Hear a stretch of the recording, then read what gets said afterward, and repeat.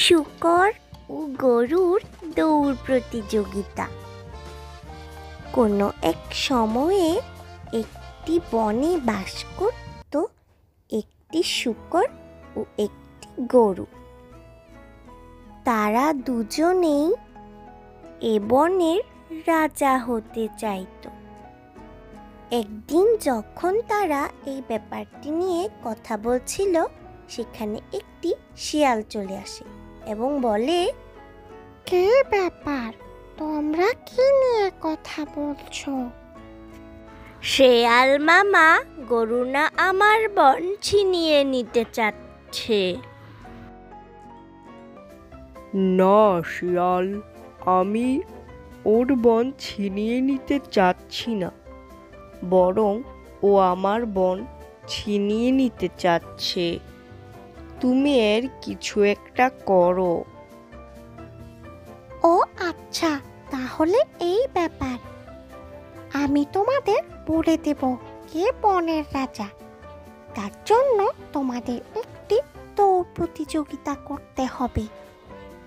সেই দৌড় প্রতিযোগিতায় যে জিতবে সেই হলো বনের রাজা। সেই দৌড় প্রতিযোগিতায় এই বনের একটু দূরেই একটি সবুজ পতাকা থাকবে। যে আগে সেই সবুজ পতাকায় পৌঁছবে সেই হবে এই বনের রাজা।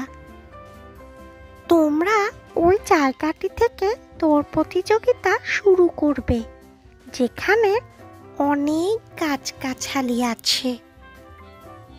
আর আমি সেই সবুজ পতাকার কাছে তোমাদের জন্য অপেক্ষা করব। শূকর ও গরু দৌড় প্রতিযোগিতা শুরু করলো।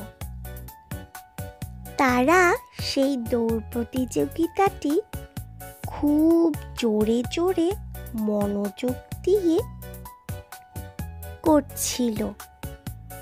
তারা এই বনের মাঠ, ঘাট, নদী সব পার করে ফেলেছিল।